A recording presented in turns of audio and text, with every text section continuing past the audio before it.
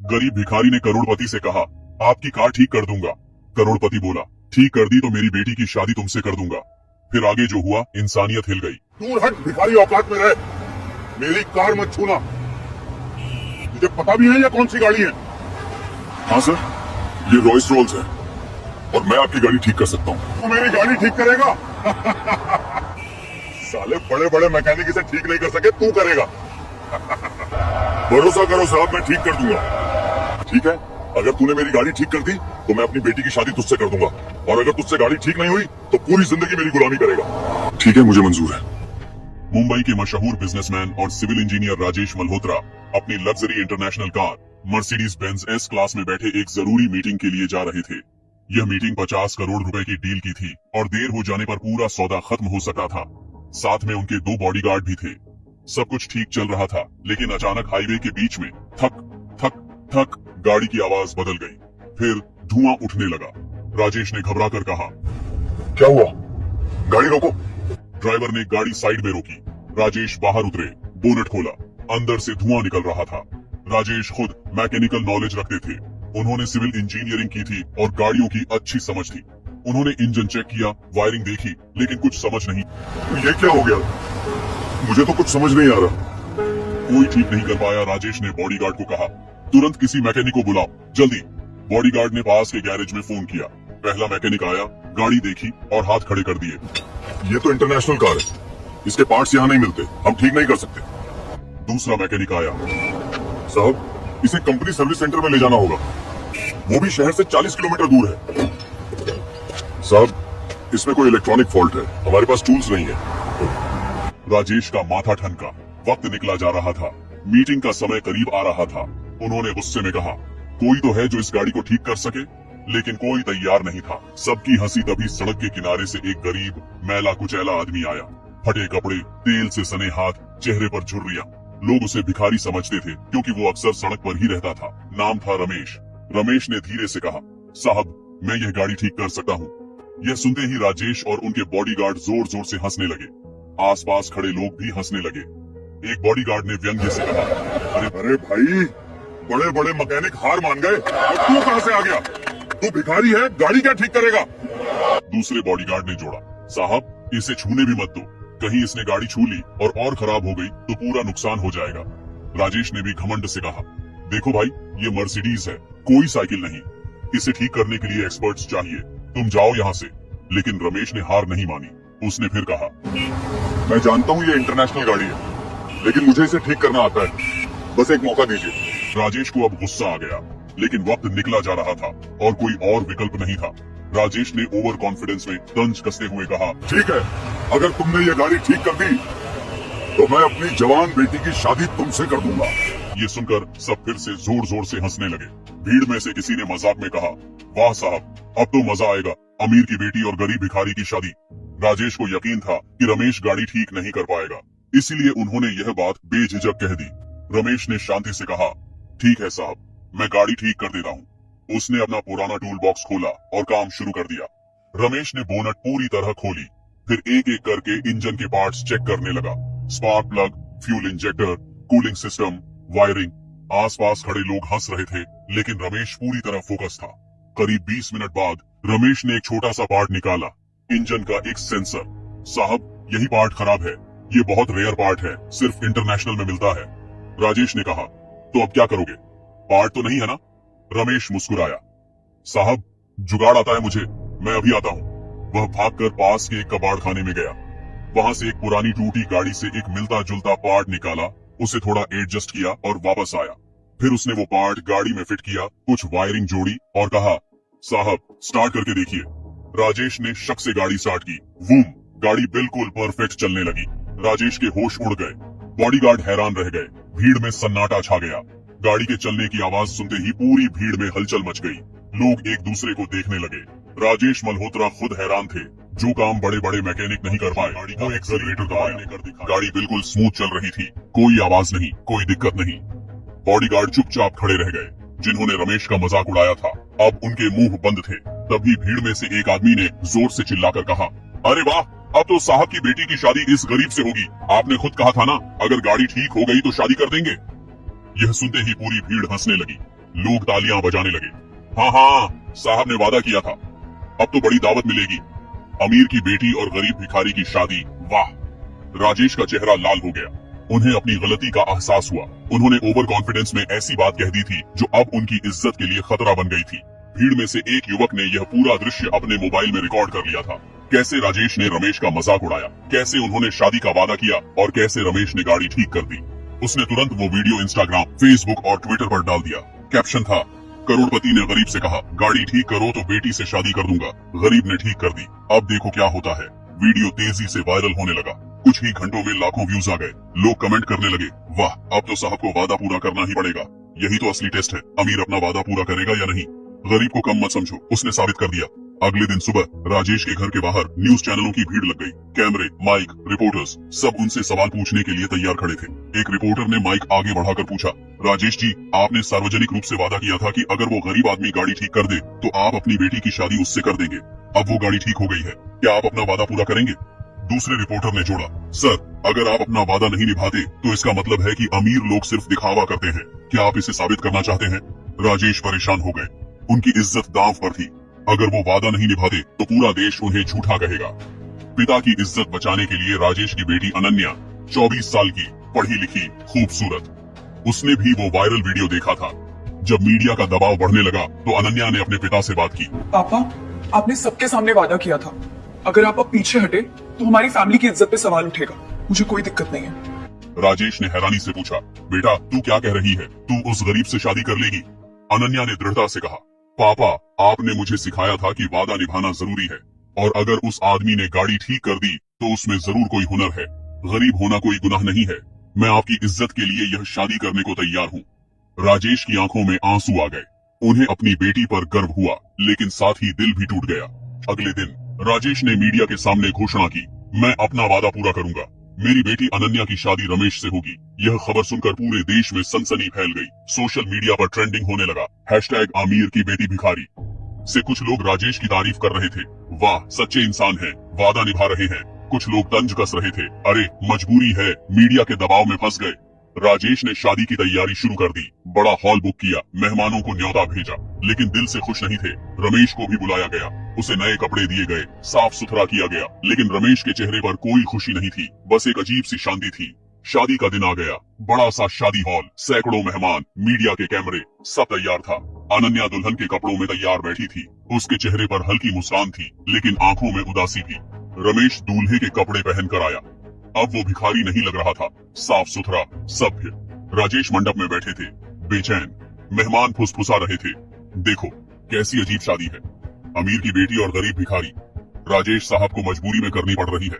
पंडित जी मंत्र पढ़ने लगे। शादी के रस्म शुरू होने वाले थे, लेकिन तभी रमेश खड़ा हो गया। उसने राजेश की तरफ देखा, फिर अनन्या की तरफ, और फिर धीरे से कहा, रुकिए। पूरा हॉल खामोश हो गया। सब हैरानी से रमेश को देखने लगे। रमेश ने कहा, मैं यह शादी नहीं करूंगा। राजेश चौंक गए। मेहमान सन्नाटे में आ गए। मीडिया के कैमरे रमेश पर फोकस हो गए। रमेश के मैं यह शादी नहीं करूंगा कहते ही पूरे हॉल में सन्नाटा छा गया। मेहमान एक दूसरे को देखने लगे। राजेश की आंखें फटी रह गईं। अनन्या भी हैरान थी। एक मेहमान ने फुसफुसाते हुए कहा, अरे ये क्या हो रहा है, अब ये क्यों मना कर रहा है? रमेश ने धीरे धीरे मंडप से उतरकर राजेश के सामने खड़े होकर कहा, राजेश साहब, मैं आपकी बेटी से शादी इसलिए नहीं कर रहा क्योंकि यह शादी सच्चे प्यार से नहीं बल्कि मजबूरी से हो रही है। राजेश ने सकपकाते हुए कहा, लेकिन मैंने वादा किया था, मैं अपना वादा पूरा कर रहा हूँ। रमेश ने मुस्कुराते हुए कहा, साहब मैं जानता हूँ आप सिर्फ अपनी इज्जत बचाने के लिए यह शादी कर रहे हैं, लेकिन मैं इज्जत के लिए किसी की जिंदगी बर्बाद नहीं करना चाहता। रमेश ने आगे कहा, साहब आपने मुझे भिखारी समझा, आपको लगा मैं कुछ नहीं कर सकता, आपने मेरा मजाक उड़ाया, मेरी बेइज्जती की, लेकिन आपको पता है मैं कौन हूँ? मैं 15 साल से मैकेनिक का काम कर रहा हूँ। मेरे पिताजी भी एक गरीब मैकेनिक थे। उन्होंने कभी कोई बड़ी दुकान नहीं खोली, कभी अमीर नहीं बने, लेकिन उन्होंने मुझे एक चीज सिखाई, जुगाड़।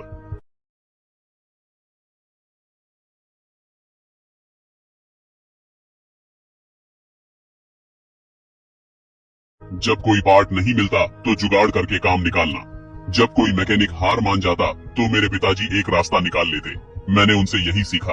मैं भले ही आज गरीब दिखता हूँ, लेकिन मैंने अपने हाथों से सैकड़ों गाड़ियाँ ठीक की हैं, छोटी से लेकर बड़ी इंटरनेशनल गाड़ियाँ भी। मैं अपने काम में एक्सपर्ट हूँ, लेकिन आपने मुझे सिर्फ मेरे कपड़ों से आंका।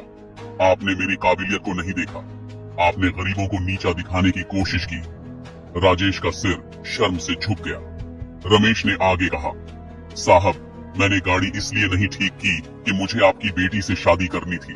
मैंने इसलिए ठीक की ताकि आपको एहसास हो कि गरीब होना कमजोरी नहीं है। आपने अपनी बेटी से शादी का वादा तंज में किया था क्योंकि आपको लगा मैं कभी गाड़ी ठीक नहीं कर पाऊंगा, लेकिन जब मैंने ठीक कर दी तो आपको अपनी गलती का एहसास हुआ। मैं चाहता था कि आप समझें, गरीब भी इंसान हैं, उनमें भी हुनर है, उन्हें भी सम्मान मिलना चाहिए। और मैं यह भी दिखाना चाहता था कि असली इज्जत वादा निभाने में नहीं बल्कि सच्चाई और इंसानियत में है। पूरे हॉल में सन्नाटा था। कुछ लोगों की आंखों में आंसू आ गए। राजेश की आंखों से आंसू बहने लगे। वह धीरे धीरे रमेश के पैरों की तरफ झुके और रमेश के पैरों पर गिर गए। मुझे माफ कर दो, मैंने तुम्हारे साथ बहुत बुरा किया। मैंने तुम्हें सिर्फ तुम्हारे कपड़ों से आंका, तुम्हारी गरीबी से आंका। मैंने तुम्हारी काबिलियत को नहीं देखा। मैं खुद एक इंजीनियर हूँ, फिर भी मैं गाड़ी ठीक नहीं कर पाया। लेकिन तुमने अपने हुनर से, अपने जुगाड़ से वो काम कर दिखाया जो मैं नहीं कर पाया। मैं अपने घमंड में इतना अंधा हो गया था कि मैं गरीबों को इंसान ही नहीं समझता था। आज तुमने मुझे बहुत बड़ा सबक सिखाया। रमेश ने राजेश को उठाया, उन्हें गले लगाया। साहब, मुझे आपसे कोई शिकायत नहीं है, बस यही चाहता था कि आपको अपनी गलती का एहसास हो, और आज हो गया। अनन्या भी आगे आई। उसने रमेश से कहा, रमेश जी, आपने मेरे पिता को बहुत बड़ा सबक सिखाया, और सच कहूं तो मुझे भी। मैं भी हमेशा अमीर दुनिया में रहती थी, मुझे भी गरीबों की असली कद्र नहीं थी। लेकिन आज आपने मुझे सिखाया कि इंसान की पहचान उसके कपड़ों से नहीं, उसके कर्मों से होती है। आप एक सच्चे इंसान हैं, मैं आपका सम्मान करती हूँ। रमेश ने मुस्कुराते हुए कहा, बेटी, तुम बहुत अच्छी हो। तुमने अपने पिता की इज्जत के लिए यह शादी करने को तैयार हो गई थी। यह तुम्हारी महानता है। भगवान तुम्हें खुश रखे। राजेश ने पूरे हॉल के सामने घोषणा की, आज से मैं वादा करता हूँ, मैं कभी किसी गरीब को उसके कपड़ों या हालात से नहीं आंकूंगा। मैं अपनी कंपनी में गरीब और हुनरमंद लोगों को नौकरी दूंगा। मैं उनकी काबिलियत को पहचानूंगा, उन्हें सम्मान दूंगा। और रमेश, मैं तुम्हारे लिए एक अच्छा गैरेज खोलवाऊंगा जहां तुम अपने हुनर से लोगों की मदद कर सको। तुम्हें अब सड़क पर नहीं रहना पड़ेगा।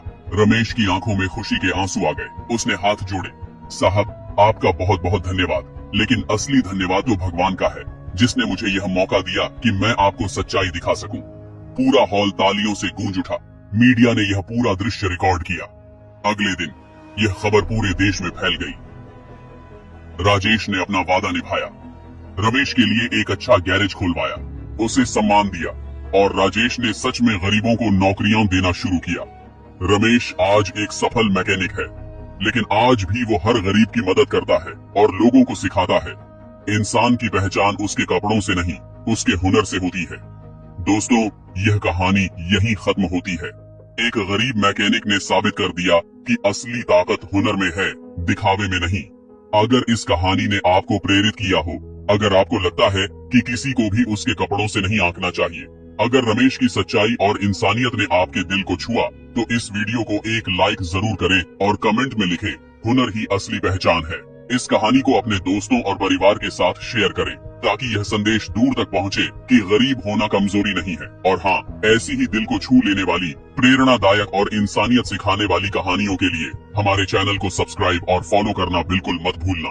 अगली कहानी में फिर मिलेंगे, एक नया सबक, एक नई प्रेरणा और एक नया जीवन का पाठ लेकर। तब तक के लिए मेहनत करते मैं आपके पैसे लौटा दूंगा, मुझे बस 90 दिनों की मोहलत चाहिए।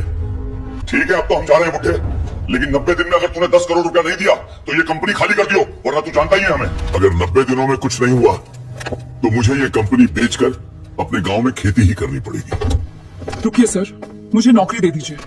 डिग्री नहीं है पर दिमाग है। 90 दिनों में आपकी डूबती कंपनी को खड़ा कर दूंगी। अरे अनपढ़ लड़की, तू मेरी इस कंपनी को डूबने से बचाएगी? मेरा टाइम खराब मत कर, निकल जाओ यहाँ से। ठीक है सर, मैं चली जाती हूँ। उससे पहले मेरी एक बात सुन लीजिए। पूरा इंटरव्यू रूम सन हो गया। जिस कॉन्फ्रेंस टेबल पर अभी तक सिर्फ MBA, BBA और मैनेजमेंट डिग्री वाले लड़के लड़कियां अपने रिज्यूमे फैलाकर बैठे थे, वहां अचानक से यह एक लाइन हवा को चीर कर निकली थी। पैनल के चेहरों पर पहले तो हैरानी, फिर हल्की सी मुस्कान और कुछ सेकंड बाद खुलकर हंसी। 10वीं फेल और यह कंपनी बचाएगी। मैडम यहाँ MBA वाले लाइन में खड़े हैं, IIM वाले रिज्यूमे भेज रहे हैं, और तुम कह रही हो 10वीं के बाद पढ़ाई ही छोड़ दी। किसी ने मजाक में पूछा, मार्कशीट लाए हो या बस हिम्मत लेकर आए हो? लड़की चुप रही। उसकी आंखों में ना शर्म थी ना गुस्सा, बस एक अजीब सा भरोसा, जो अहंकार भी नहीं था और डर भी नहीं। जैसे वह अपनी जगह से भागने नहीं वाली, चाहे सामने से कितनी भी हंसी क्यों ना आए। ये लड़की थी काव्या, उम्र 22 साल, साधारण से कपड़े साफ लेकिन सस्ते पुराना सा बैग जिसमें शायद 2-3 कागज, एक पेन और एक पुराना नोटबुक था। बाल बंधे हुए, चेहरे पर मेकअप नहीं लेकिन नजर सी थी। वो किसी इंप्रेस करने के चक्कर में नहीं थी, वो बस सुनी जाना चाहती थी। और सामने बैठे थे राघव मल्होत्रा, देश के जाने माने करोड़पति, एक समय के young business icon, business magazine के कवर जिनकी फोटो छप चुकी थी। उनकी कंपनी कभी स्टार्टअप दुनिया की शान मानी जाती थी। टेक, रिटेल और सर्विस का यूनिक कॉम्बिनेशन जिसने उन्हें रातों रात मशहूर कर दिया था। लेकिन पिछले 2 साल से यह कंपनी लगातार घाटे में जा रही थी। शेयर प्राइस गिर गए थे, बोर्ड ऑफ डायरेक्टर्स परेशान थे, पुराने निवेशक बाहर निकल चुके थे, कर्मचारी धीरे धीरे नौकरी छोड़कर दूसरी कंपनियों में जा रहे थे, नए प्रोजेक्ट फेल हो रहे थे, मार्केट में उनकी पकड़ ढीली पड़ती जा रही थी। राघव पहली बार असफलता के डर से जूझ रहा था। वह आदमी जो कभी दूसरों को मोटिवेशनल स्पीच देता था, अब खुद रातों को सो नहीं पा रहे थे। राघव पहली बार असफलता के डर से जूझ रहा था। वही आज इस इंटरव्यू में बैठा था, एक नई बिजनेस रिवाइवल टीम बनाने के लिए जो कंपनी की डूबती नाव को फिर से तैराने में मदद करे। इंटरव्यू पैनल ने काव्या का रिज्यूमे देखा भी नहीं था। उसे तो पहले ही शॉर्टलिस्टेड नहीं किया जाना था, क्योंकि उसके नाम के आगे कोई डिग्री, कोई कॉलेज, कोई फैंसी सर्टिफिकेशन नहीं था। बस इतना लिखा था, consulting experience with small business, freelance projects, digital strategy, formal education, 10 8 पास। आपको किसने बुलाया यहाँ? पैनल में बैठे एक सीनियर एचआर ने पूछा। ऑनलाइन फॉर्म था सर, उसमें लिखा था अगर आप समझते हैं कि आप कंपनी बदल सकते हैं तो अप्लाई कीजिए। मैंने अप्लाई कर दिया। काव्या ने सीधी तरह जवाब दिया, तो तुम समझती हो कि तुम कंपनी बदल सकती हो? दूसरे पैनलिस्ट ने कटाक्ष किया। हाँ सर, जवाब बिना झिझक के आया। कमरे में फिर हंसी की हल्की आवाज गूंजी। अच्छा ये बताओ काव्या, तीसरे पैलेस ने पूछा, तुम्हारी हाईएस्ट क्वालिफिकेशन क्या है?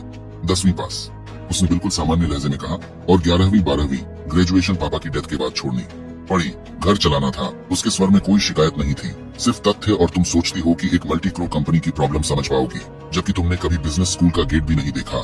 काव्या ने सीधे राघव की तरफ देखा जो अभी तक चुप बैठे थे। सर, उसने कहा, आपकी कंपनी प्रोडक्ट में नहीं सोच में फेल हो रही है।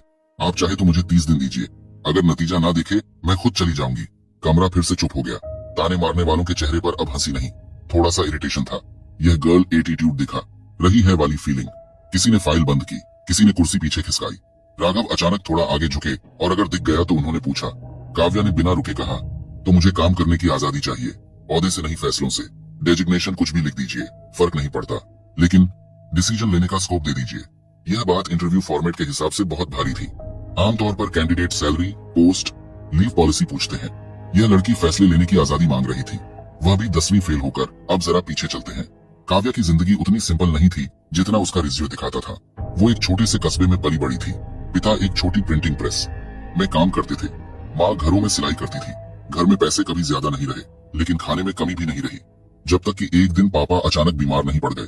हॉस्पिटल, दवाइयाँ, टेस्ट, बिल, सब कुछ इतना तेजी से बढ़ा कि घर की बचत कुछ ही महीनों में खत्म हो गई। पापा को बचाया नहीं जा सका। उनकी मौत के बाद घर की दुनिया ही उलट गई। माँ की सिलाई से घर चलाना मुश्किल था। ऐसे में 11वीं में पढ़ रही काव्या के सामने एक ही चुनाव था, या तो पढ़ाई छोड़े या मां को छोड़ दे। उसने किताबें छोड़ दी, लेकिन सीखना नहीं छोड़ा। वह दिन में 6 मोटी मोटी जॉब्स करती, कभी स्टेशनरी की दुकान में, कभी कपड़े की दुकान में, सेल्स गर्ल की तरह शाम को घर आती, माँ की मदद करती और रात को अपने सस्ते स्मार्टफोन पर यूट्यूब खोलकर बैठ जाती। यूट्यूब उसके लिए एंटरटेनमेंट नहीं था, स्कूल बन गया था। वो मार्केटिंग के वीडियो देखती, business care studies, how to start a business with no money, small business ideas, digital marketing basics, social media growth hacks. जो कुछ फ्री में मिल सकता था वो सब देखती। इंग्लिश कमजोर थी तो सबटाइटल्स ऑन करके धीरे धीरे समझना शुरू किया। बीच बीच में फ्री ऑनलाइन कोर्सेज ढूंढती, जहां जहां फ्री सर्टिफिकेट्स नहीं सिर्फ नॉलेज मिलती थी, वहां एनरोलमेंट कर लेती। फिर उसने एक नया काम शुरू किया। अपने आसपास की छोटी छोटी दुकानों को, नुक्कड़ की किराना दुकानों, सिलाई वालों, छोटे रेस्टोरेंट वालों को वो फ्री में सलाह देने लगी कि कैसे वो ज्यादा बिक्री कर सकते हैं। किसी के लिए उसने ऑनलाइन लिस्टिंग बना दी, गूगल मैप्स पर दुकान डाल दी।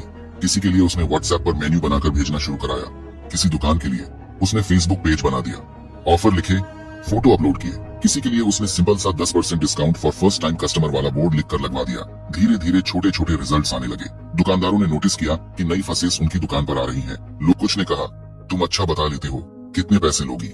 काव्या ने सोचा, मैं फ्री में भी सीख रही हूँ और अगर थोड़ा कमीशन मिल जाए तो घर में हेल्प भी हो जाएगी। इस तरह उसने छोटी छोटी दुकानों को ग्रो करने में हेल्प करनी शुरू की। डिग्री नहीं थी पर ग्राउंड नॉलेज थी। वो नंबर्स को सिर्फ एक्सेल शीट में नहीं देखती थी, असल जिंदगी में फील करती थी। कितने ग्राहक आए, कौन क्या पूछ कर गया, कौन दोबारा लौटा या नहीं लौटा। उधर शहर के दूसरे कोने में राघव की कंपनी की कहानी अलग चल रही थी। एक समय पर यह कंपनी मार्केट की फेवरेट थी। हाई प्रोडक्ट, प्रीमियम ब्रांडिंग, बड़े बड़े एड कैंपेन। शुरू में सब चला, लोग एक्साइटेड हुए, सेल्स बढ़ी, फंडिंग आई, लेकिन धीरे धीरे कंपटीशन बढ़ा, लोगों की चॉइस बदली, नए प्लेयर्स आए जिन्होंने सस्ते, सिंपल और यूजर फ्रेंडली ऑप्शंस दे दिए।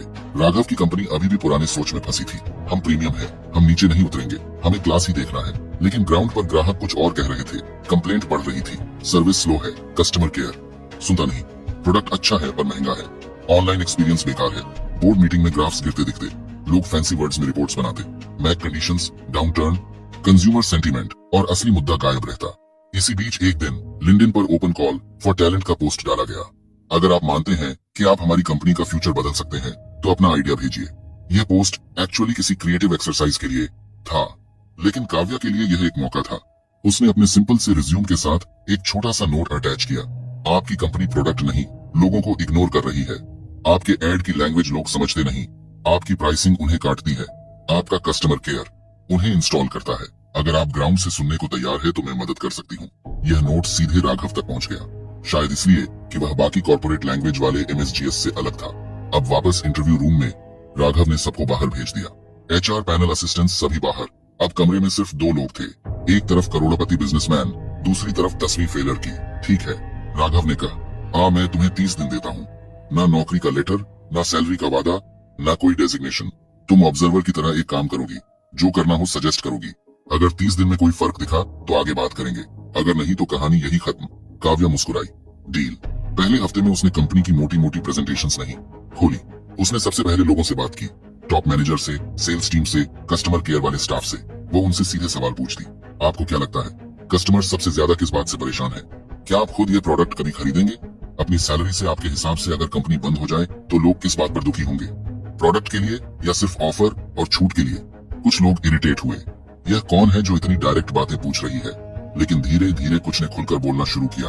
किसी ने बताया कि पिछले साल से सर्विस रिक्वेस्ट लगातार बढ़ रही है, लेकिन सपोर्ट टीम पर प्रेशर है कि कंप्लेंट को क्लोज्ड दिखाओ, असल में प्रॉब्लम सॉल्व हो या ना हो।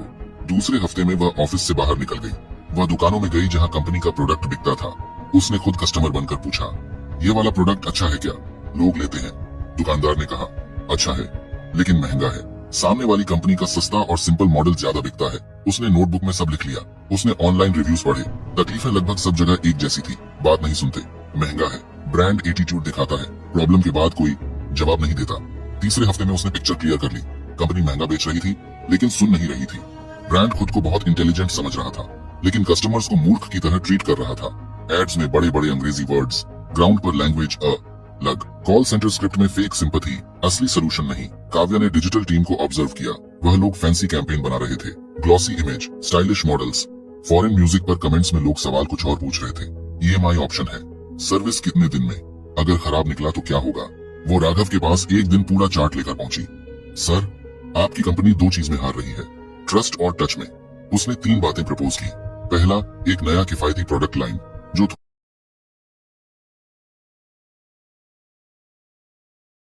थोड़ा कम प्रॉफिट मार्जिन पर हो लेकिन ज्यादा लोगों तक पहुंचे। सिंपल, क्लीन, बिना ओवर डिजाइन के, बस काम की चीज। दूसरा, कस्टमर सपोर्ट सिस्टम पूरी तरह बदलना। कॉल उठाने वाली टीम को प्रेशर हटाना, उन्हें टारगेट कॉल बंद करो, नहीं प्रॉब्लम सॉल्व करो। देना एक रियल फीडबैक लूप बनाना जहां कंप्लेंट बोर्ड रूम तक जाए। तीसरा, सोशल मीडिया को वेपन्स की तरह नहीं, कान की तरह यूज करना। रोज 1-2 घंटे सिर्फ कमेंट्स, मैसेजेस और कंप्लेंट्स पढ़ने के लिए फिक्स करना और वहीं से सीखना कि लोग असल में क्या चाहते हैं। राघव ने पहले स्केप्टिसिज्म से सुना, लेकिन उसके पास अपने एक्सपर्ट्स के dozens of reports already fail देख चुके थे। उसे लगा, एक बार इसको भी ट्राई करके देख लेते हैं। काव्या ने डिजिटल टीम में से 2-3 ऐसे लोग चुने जो वास्तव में काम से प्यार करते थे, सिर्फ सैलरी के लिए नहीं आए थे।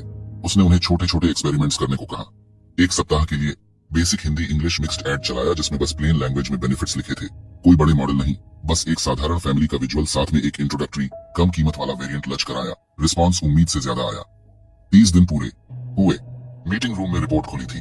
पिछली तिमाही के ग्राफ की लाइन लगातार नीचे जा रही थी, लेकिन न इन 30 दिनों के अंदर सेल्स कर्व में पहली बार हल्का सा अपवर्ड में दिखाई दे रहा था। नए वेरिएंट की सेल्स अच्छी थी। कस्टमर केयर कंप्लेंट्स में रिजॉल्व केसेस सच में रिजॉल्व हो रहे थे। रिफंड केसेस कम हुए थे। सोशल मीडिया पर गालियां थोड़ी कम और सवाल थोड़े ज्यादा हो गए थे, जो कि एक्चुअली गुड साइन था, क्योंकि लोग अब उम्मीद से पूछ रहे थे। यह कैसे किया? राघव ने पूछा। काव्या ने बहुत सिंपल जवाब दिया, मैंने वो किया जो डिग्री नहीं सिखाती। लोगों की बात सुनी। आपके रिपोर्ट्स सब ऊपर ऊपर की लैंग्वेज में थे। लोग ग्राउंड पर क्या कह रहे थे वो किसी ने ट्रांसलेट ही नहीं किया था। बोर्ड मेंबर्स के सामने बैठकर राघव ने कहा, आज से काव्या इस कंपनी के डिसीजन मेकिंग में रहेगी। टाइटल आप जो चाहे लिख दीजिए, लेकिन इसके आइडियाज को इग्नोर करना अब हम अफोर्ड नहीं कर सकते। कुछ हफ्ते और बीते। काव्या ने प्रोसेसेस को थोड़ा और साफ किया, पुराने ओवर कॉम्प्लिकेटेड प्रोजेक्ट्स बंद कराए, 2-3 नए सरल कॉन्सेप्ट्स लाए, सेल्स टीम को ग्राउंड से फीडबैक लाने के लिए इंसेंटिव किया। वह खुद हर हफ्ते 10-20 कस्टमर से पर्सनली बात करती। टीच नहीं सीखती। 90 दिन पूरे होने से पहले ही कंपनी की डायरेक्शन बदल चुकी थी। प्रॉफिट्स का रॉकेट नहीं हुआ था, लेकिन गिरावट रुक गई थी। ट्रस्ट वापस आने लगा था, और सबसे बड़ी बात, टीम में फिर से एनर्जी लौट आई थी। लोग पहली बार कई महीनों बाद जेन्युइनली एक्साइटेड महसूस कर रहे थे। कुछ महीने बाद एक शाम जब ऑफिस की बालकनी में सूरज ढल रहा था, राघव और काव्या साथ खड़े थे। नीचे शहर की लाइटें जल रही थी, ऊपर हल्की हवा चल रही थी।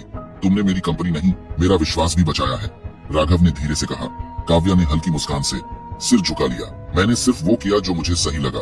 राघव कुछ पल चुप रहे, फिर बोले, अगर बुरा ना मानो तो मैं जिंदगी भी तुम्हारे साथ बनाना चाहता हूँ, सिर्फ बिजनेस पार्टनर नहीं, लाइफ पार्टनर की तरह। काव्या की आंखें भर आई। उसे अपने पिता की याद आई, वह अधूरी पढ़ाई, वह रात भर यूट्यूब पर वीडियोस देखना, दुकानदारों के चेहरे, माँ की उंगलियों की दरारें, 10वीं फेल लड़की होने का दाना, और आज वहीं खड़ी होना जहाँ कभी उसने सोचा भी नहीं था। डिग्री कागज पर लिखी जाती है, काबिलियत हालात में बनती है। काव्या 10वीं फेल थी, लेकिन सोच में टॉप थी। अगर आज कोई आपको आपकी डिग्री से जज कर रहा है, तो याद रखिए, इतिहास टैलेंट याद रखता है।